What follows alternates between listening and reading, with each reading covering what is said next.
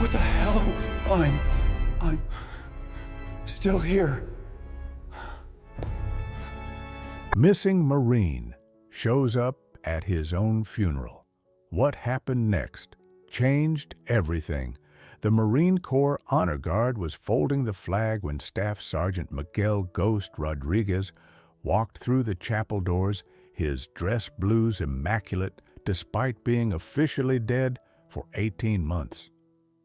The congregation's collective gasp echoed off the walls as his mother Maria collapsed, his wife Elena screamed, and his 5-year-old daughter Sofia whispered, "Daddy came home."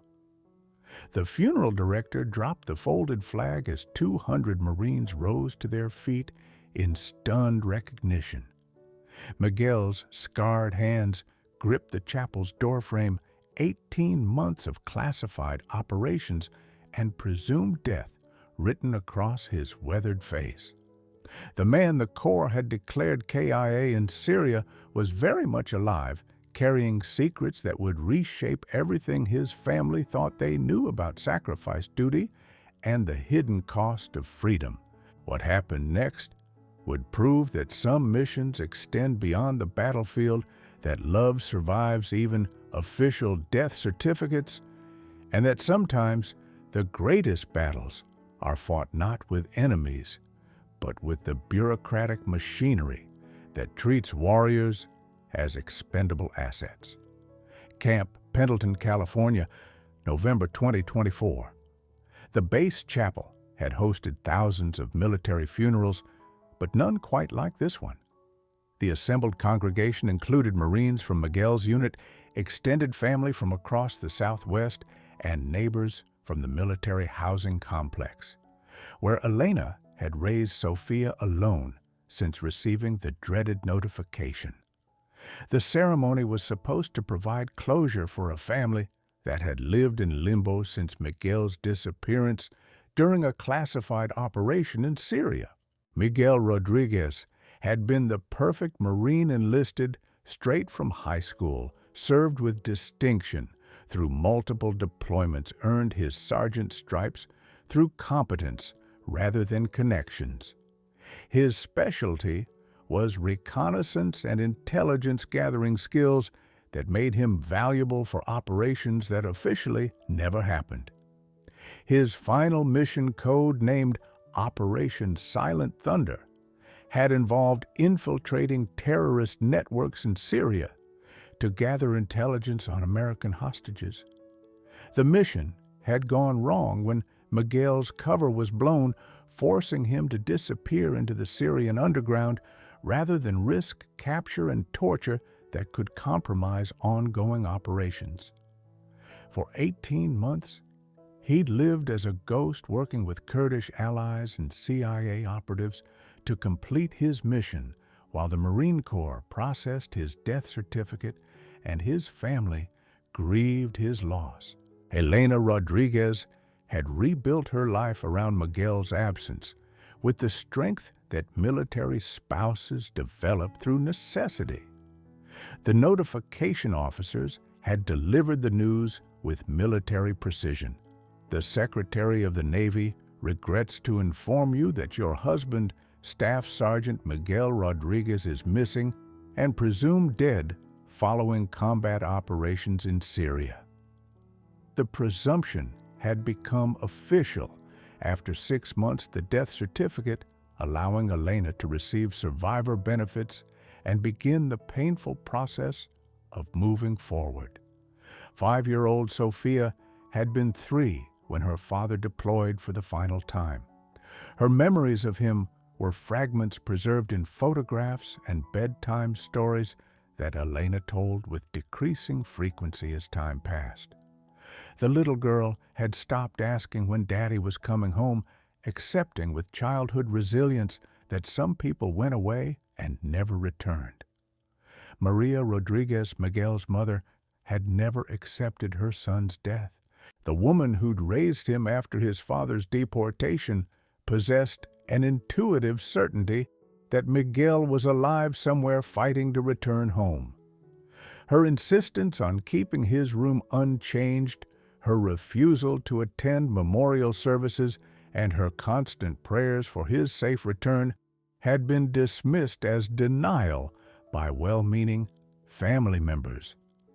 The military bureaucracy had processed Miguel's death with efficient compassion, providing Elena with survivor benefits, arranging for family services, and ensuring that Sofia would receive educational assistance when she reached college age. The system was designed to care for military families even when their loved ones couldn't, but it wasn't equipped to handle resurrection. The classified nature of Miguel's final mission had complicated everything. Operation Silent Thunder's details were so sensitive that even his death notification had been carefully sanitized, providing no specifics about the circumstances that led to his disappearance. The intelligence community's need for operational security had taken precedence over family closure, leaving Elena and Sofia with unanswered questions about how and why Miguel had died. The chapel service was intended to provide the ceremony that had been impossible when Miguel's body couldn't be recovered. Military traditions demanded proper honors for fallen Marines, and the Corps had arranged this memorial to give his family the closure they deserved. The honor guard, the chaplain, and the assembled Marines represented institutional respect for sacrifice, even when that sacrifice couldn't be fully explained. Miguel's survival had been possible only through complete separation from his previous life. Any contact with family would have compromised operational security and potentially endangered both his mission and his loved ones. The price of staying alive had been allowing them to believe he was dead, a sacrifice that had tested his resolve every day for 18 months. Miguel's decision to reveal himself at his own funeral was both calculated risk and emotional necessity.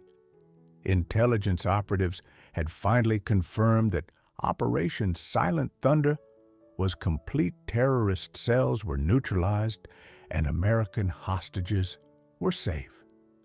The mission that had kept him underground for 18 months was finished, but the psychological cost of his deception was becoming unbearable. The moment he stepped through the chapel doors, Miguel triggered protocols that would reshape his family's world. The Marine Corps legal system would need to process his resurrection. Intelligence agencies would conduct debriefings about his classified activities, and his family would need to reconcile 18 months of grief with the reality of his survival. Elena's reaction was immediate and overwhelming.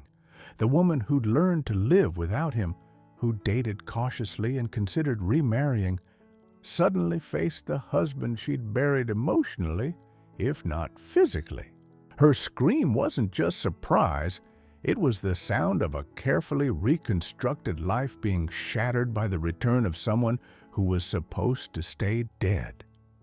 Sofia's response was simpler, but equally profound. The 5-year-old who'd stopped asking about Daddy suddenly had her prayers answered in the most dramatic way possible. Her whispered, "Daddy came home," carried the weight of childhood faith that adults had learned to temper with reality. Maria's vindication was complete but complicated. The mother who'd insisted her son was alive despite official death certificates was proven right, but her joy was tempered by understanding the implications of his deception. Miguel's survival meant that her family had been manipulated by their own government, their grief exploited for operational security. The military response was swift and professional. The honor guard sergeant immediately contacted his chain of command, while the chaplain attempted to manage the congregation's shock. Within minutes, military police were coordinating with intelligence officials to secure the scene and begin damage control for what was rapidly becoming a classified operations nightmare. Miguel's first words to his family were carefully chosen but emotionally devastating. "I'm sorry. I couldn't contact you without endangering the mission and putting you at risk. Every day for 18 months I wanted to call to write, to let you know I was alive.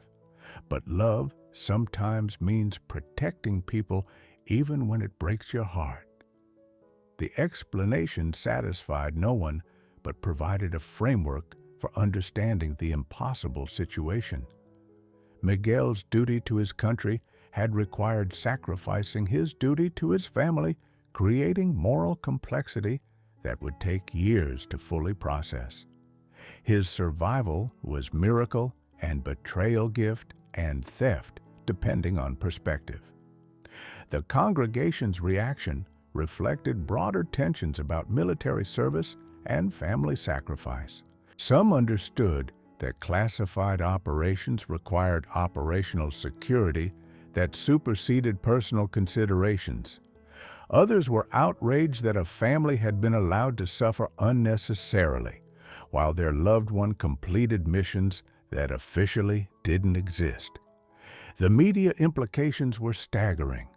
Miguel's resurrection would attract national attention that could compromise ongoing intelligence operations while raising uncomfortable questions about military families' treatment during classified deployments. The story needed careful management to protect both operational security and family privacy. Elena's processing of Miguel's return involved confronting 18 months of accumulated grief, anger, and adaptation. She'd learned to be a single mother, had considered other relationships, and had built a life that didn't include him. His return wasn't just emotional reunion, it was disruption of everything she'd constructed from the ruins of his presumed death. Sofia's adjustment would be complicated by the cognitive dissonance between her father's death and resurrection. The little girl who'd learned to live without Daddy would need help understanding why he'd been gone so long and whether he would stay this time. The logistical challenges were enormous. Miguel was officially dead. According to military records, his Social Security number deactivated his identity, legally terminated. Resurrection required bureaucratic processes that the government wasn't equipped to handle efficiently or discreetly.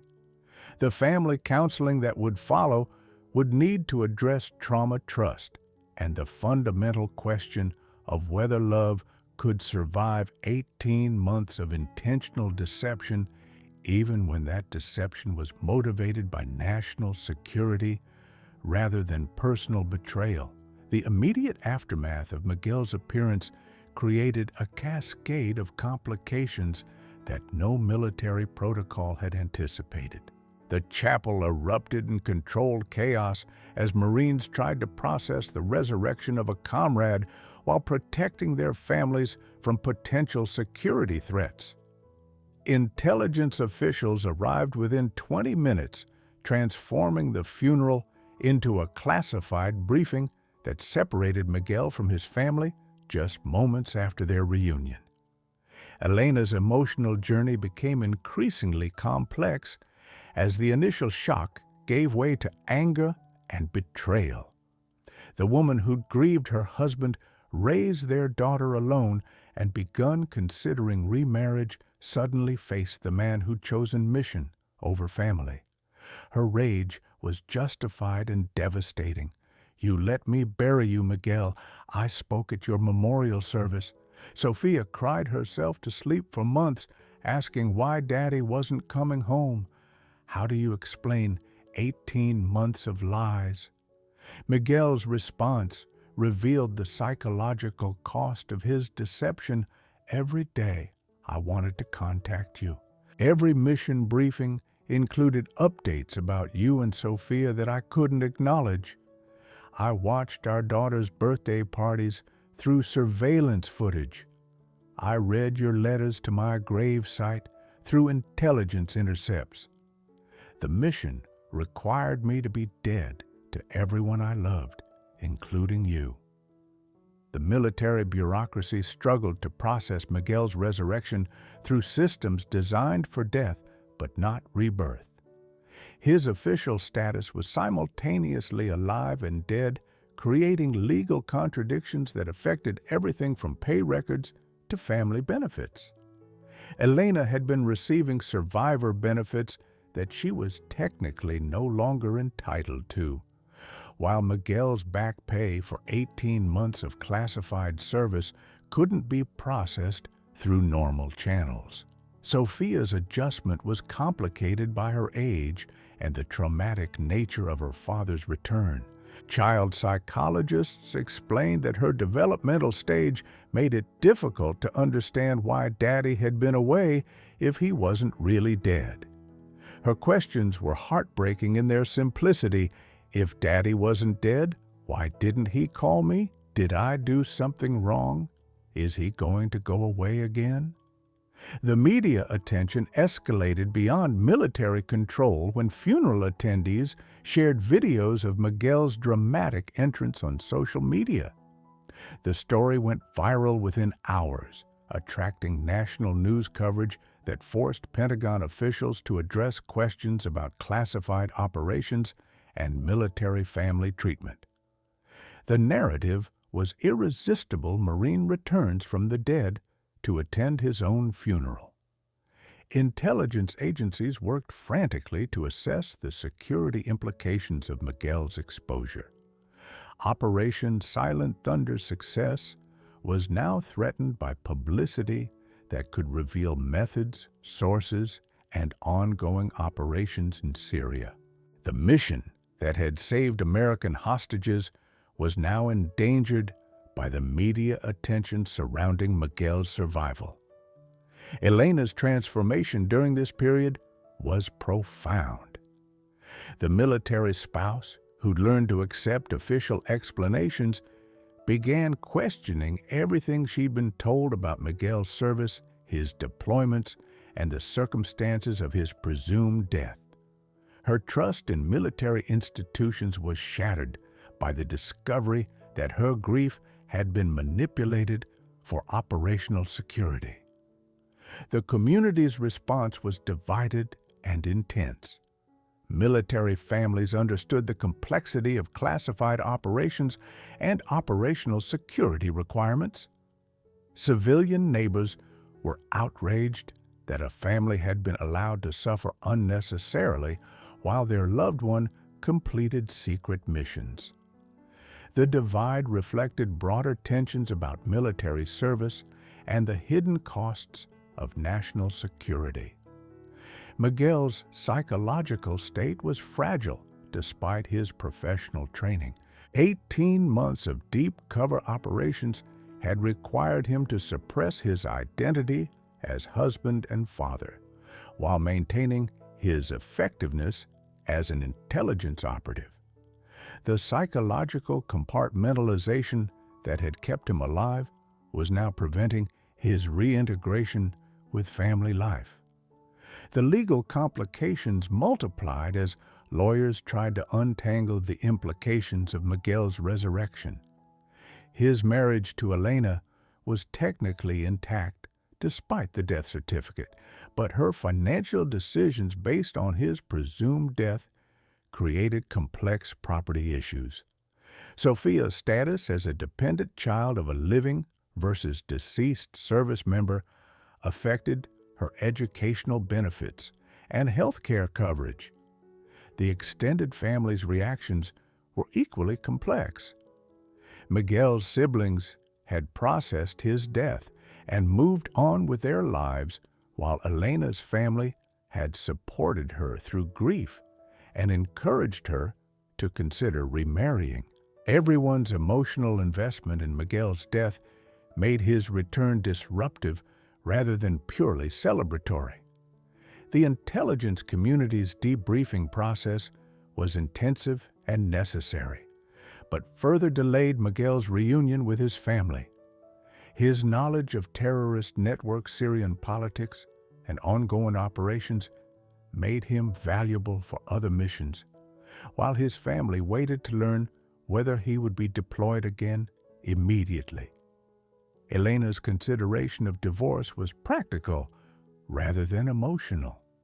The trust that had sustained their marriage through multiple deployments was broken by 18 months of intentional deception.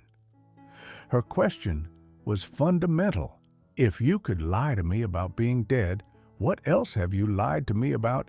How do I trust someone who's professionally trained to deceive people? The military's response to the media attention was damage control that prioritized operational security over family privacy. Press briefings emphasized Miguel's heroism and mission success, while providing no details about Operation Silent Thunder or the circumstances that had required his disappearance. The family's pain was acknowledged but subordinated to national security concerns. The crisis was building toward a decision point that would determine whether Miguel's resurrection would heal or destroy his family. The man who'd survived 18 months of dangerous operations now faced his most challenging mission, earning forgiveness from the people he'd protected through deception. The breaking point came 2 weeks after Miguel's resurrection, when Elena discovered the full extent of his deception through classified documents leaked by a sympathetic intelligence officer. The papers revealed that Miguel had been given multiple opportunities to contact his family through secure channels, but had chosen to maintain complete operational security even when it wasn't strictly required.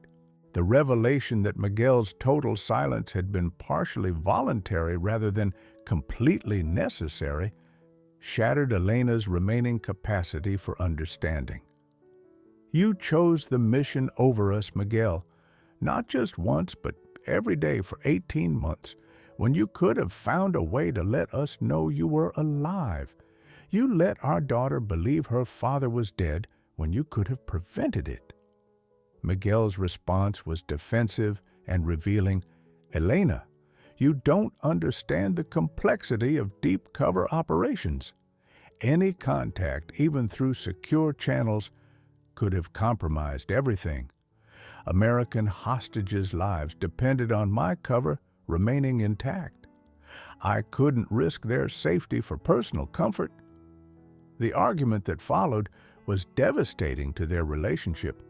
Personal comfort, Miguel. I wasn't asking for comfort. I was asking for basic human decency. Our daughter stopped eating for weeks after your death. I had to put her in therapy. I nearly had a breakdown trying to hold our lives together while you were playing spy games. Miguel's military training had prepared him for interrogation, torture, and death, but not for his wife's justified rage. The psychological barriers he'd constructed to survive deep cover operations now prevented him from connecting emotionally with his family. He remained partially in character, maintaining operational security habits that were no longer necessary, but had become psychological armor. The military's handling of the situation made everything worse. Intelligence officials continued to debrief Miguel while restricting his family's access to him, citing ongoing security concerns. Elena and Sofia were treated as potential security risks, rather than victims of a system that had prioritized missions over families. Sofia's regression was heartbreaking and predictable. The 5-year-old who'd begun healing from her father's presumed death now faced the trauma of his return, combined with her parents' constant fighting. Her nightmares returned with intensity that required medical intervention, while her behavioral problems at school reflected the chaos at home.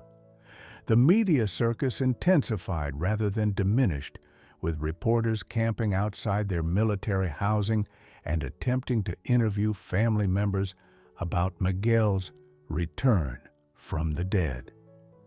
The privacy they needed to process their trauma was impossible to maintain as the story captured national attention and political commentary. Elena's consideration of divorce became serious as marriage counseling revealed the depth of Miguel's emotional detachment. The therapist's assessment was clinical, but devastating. Miguel has been living as an intelligence operative for so long that he's forgotten how to be a husband and father. His emotional responses are calculated rather than genuine, even with his own family. The financial complications created additional stress as the military attempted to reconcile 18 months of survivor benefits back pay and administrative errors. Elena was informed that she might need to repay thousands of dollars in benefits she'd received as Miguel's widow, while his classified service couldn't be documented through normal payroll systems. Miguel's physical health was deteriorating under the stress of reintegration. 18 months of deep cover operations had taken their toll through malnutrition, untreated injuries, and constant psychological pressure. His medical examination revealed damage that would require months of treatment and rehabilitation. The community's initial support for the family began to erode as the media attention became intrusive and disruptive. Neighbors who'd welcomed Miguel's return now resented the circus that followed him, while some questioned whether his deception was heroic or selfish. The darkest moment came when Sofia, confused and traumatized by her parents' fighting, asked Elena, "Mommy, do you wish Daddy was still dead?" The innocent question crystallized the family's crisis. Miguel's resurrection had brought more pain than joy, more complications than resolution. Elena's ultimatum was delivered with the finality of someone who'd reached their breaking point. "Miguel, I need you to choose. Either you're my husband and Sofia's father completely and without reservation, or you're still a Marine on a classified mission. You can't be both. The mission is over, but your family is falling apart because you won't let it end." Miguel's response revealed the depth of his psychological fragmentation. "Elena, I don't know how to be anything other than what the mission required me to become. I've been ghost for so long that I'm not sure Miguel Rodriguez still exists. The man you married might have died in Syria even if his body survived." The admission that he might be psychologically irretrievable was the crisis point that would determine whether their family could be rebuilt or whether Miguel's resurrection had destroyed what his death couldn't touch. The transformation began when Miguel made the hardest decision of his military career. He requested immediate medical retirement and enrolled in intensive psychological treatment at the Naval Medical Center, San Diego. The man who'd survived 18 months of deep cover operations finally acknowledged that he needed help transitioning from intelligence operative back to husband and father. The breakthrough came during family therapy when Miguel's carefully constructed emotional barriers finally collapsed. Facing Elena and Sofia in a safe environment, he broke down completely, his professional composure cracking to reveal the raw pain of a man who'd sacrificed everything for mission success. "I died every day for 18 months watching you grieve for me. I wanted to call to write to hold you both and explain that I was alive, but I convinced myself that your temporary pain was worth the lives I could save." Elena's response was both devastating and healing. "Miguel, your temporary pain became our permanent trauma." Sofia doesn't remember the father who played with her before deployment. She only knows the ghost who appeared at his own funeral and then fought with Mommy. You saved those hostages, but you lost your daughter's childhood and your wife's trust. The admission of loss was crucial to beginning recovery. Miguel's military training had taught him to compartmentalize emotions to complete missions, but family life required emotional availability that his psychological defenses prevented. The therapy process would need to dismantle the mental armor that had kept him alive while reconnecting him to the vulnerability that made love possible. Sofia's healing began when Miguel started participating in simple daily routines without the hypervigilance of an operative. Reading bedtime stories, helping with homework, and attending school events allowed him to rediscover his role as father rather than intelligence asset. The little girl who'd asked if Mommy wished Daddy was still dead began to see glimpses of the man who'd loved her before duty called him away. The military's response to Miguel's situation was comprehensive and precedent-setting. The Pentagon established new protocols for deep cover operations that required periodic family contact through secure channels, recognizing that operational security couldn't justify complete emotional abandonment. Miguel's case became a study in balancing mission requirements with service member welfare. The media attention gradually shifted from sensationalism to serious examination of military family sacrifice. Miguel's story prompted congressional hearings about the psychological cost of classified operations and the support systems needed for families of intelligence operatives. The conversation expanded beyond his individual case to encompass broader questions about the hidden costs of national security. Elena's journey toward forgiveness was slow and conditional. The woman who'd rebuilt her life around Miguel's absence couldn't immediately trust his presence, but therapy helped her understand the impossible position he'd faced. Her healing required acknowledging that he'd been victimized by the same system that had victimized their family, even as he'd been complicit in that victimization. The community's support evolved from curiosity to genuine assistance, as neighbors understood the complexity of the family's situation. Military spouses who'd faced their own deployment challenges rallied around Elena, while Marines from Miguel's unit provided practical help with home maintenance and childcare during his medical treatment. The financial complications were resolved through special legislation that recognized the unique circumstances of Miguel's case. Congress passed the Rodriguez Act, providing financial protection for families of service members involved in classified operations while establishing clearer guidelines for survivor benefits and back pay in cases of presumed death. Miguel's medical treatment was intensive and multifaceted, addressing both physical injuries sustained during deep cover operations and psychological trauma from 18 months of enforced isolation from his identity. The process required breaking down the operational persona that had kept him alive while rebuilding the personal relationships that made life worth living.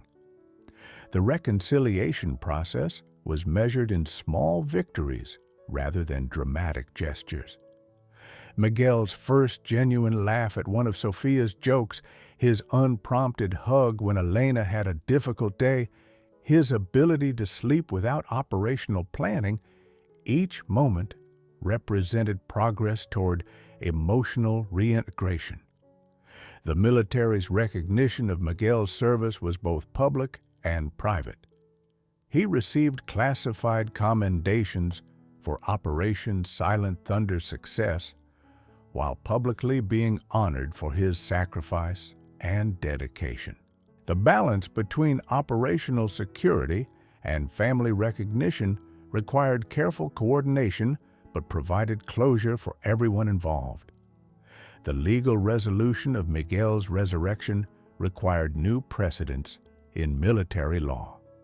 His marriage to Elena was reaffirmed through ceremonial renewal of vows, while Sofia's birth certificate was updated to reflect her father's living status. The bureaucratic resurrection was complete, but the emotional healing would take years. The family's decision to remain in military housing rather than moving to civilian communities was strategic and symbolic. Miguel's recovery required the understanding and support of people who comprehended military service, while Elena and Sofia needed stability during the transition period. The therapeutic breakthrough came when Miguel was able to tell Sofia the truth about his absence in age-appropriate terms. Daddy had to help some people who were in danger far away. I couldn't call or write because the bad guys would have hurt the people I was helping. I thought about you every single day and loved you even when I couldn't show you. Sofia's response was characteristically direct. Daddy, next time you help people, can you send me a secret message so I know you're okay? Her acceptance was conditional but genuine, requiring Miguel to commit to better communication in future service. Elena's healing required separate individual therapy to address the trauma of Miguel's presumed death and the anger over his deception. Her recovery was complicated by the need to rebuild trust while maintaining realistic expectations about military service and its demands on family life. The military's policy changes resulting from Miguel's case were comprehensive and lasting. New regulations required that service members in deep cover operations have access to secure family communication channels, while family support systems were expanded to include psychological counseling and financial protection. The media attention eventually subsided, but Miguel's story became part of military family advocacy efforts and intelligence community training. His experience was studied and analyzed to improve support for future operations while protecting both operational security and family welfare. The final resolution came when Miguel completed his medical treatment and transitioned to civilian employment as a military family counselor. His unique experience with the psychological costs of classified service made him valuable in helping other families navigate similar challenges.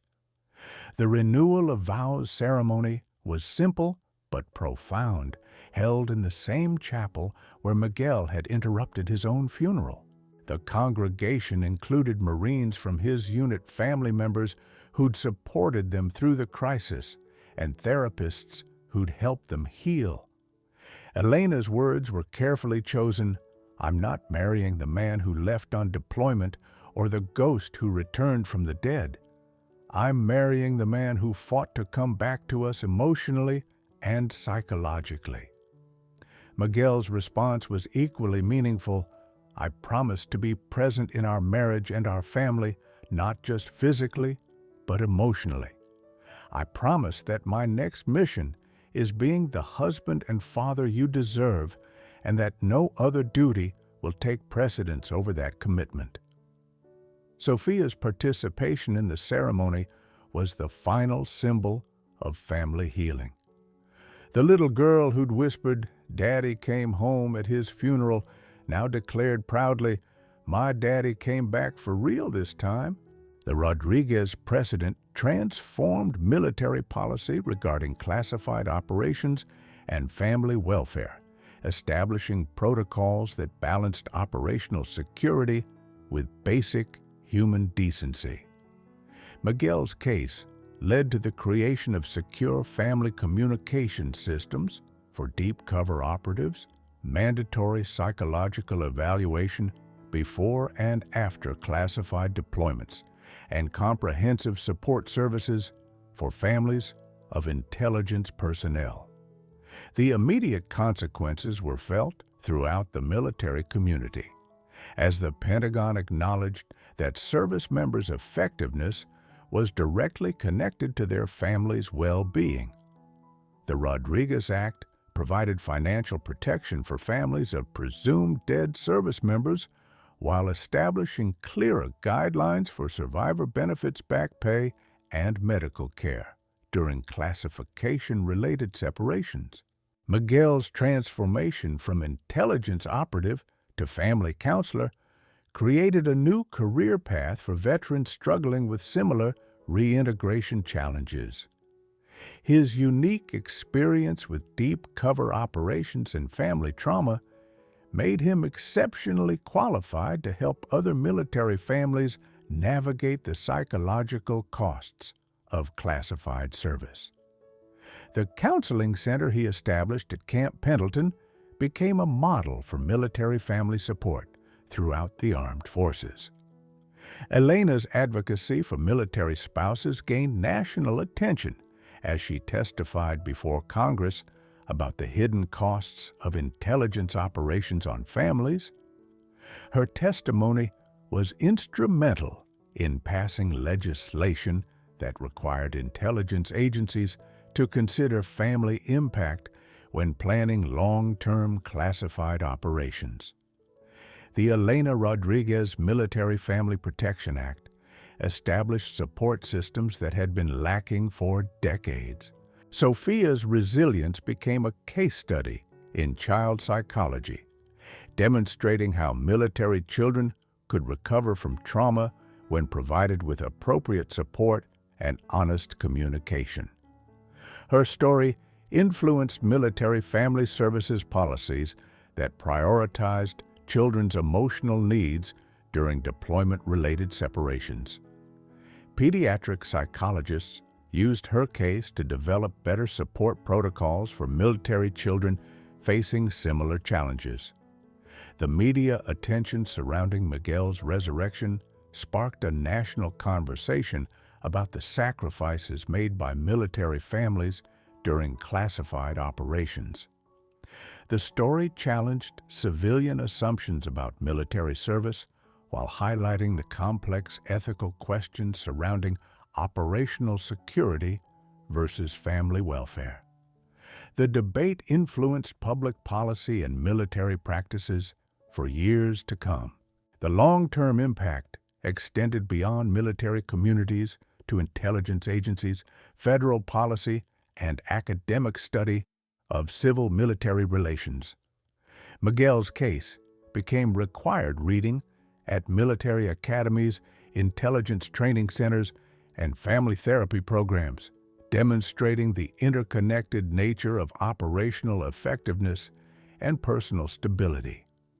The couple's marriage survived and strengthened through their commitment to transparent communication and shared sacrifice. Their relationship became a model for other military couples facing deployment challenges, while their advocacy work helped hundreds of families navigate similar crises. Their annual speaking engagements at military bases and veteran organizations inspired countless families to seek help and support during difficult transitions. Miguel's military awards for Operation Silent Thunder remained classified, but his public recognition as a military family advocate was equally meaningful. His transformation from warrior to healer demonstrated that military service could continue in civilian life through different forms of mission and sacrifice. The universal message of their story resonated far beyond military communities. Love can survive deception when it's motivated by duty. Rather than selfishness, families can heal from betrayal when truth replaces secrecy. And sometimes, The greatest courage is required not for facing enemies, but for rebuilding trust with those who love you most.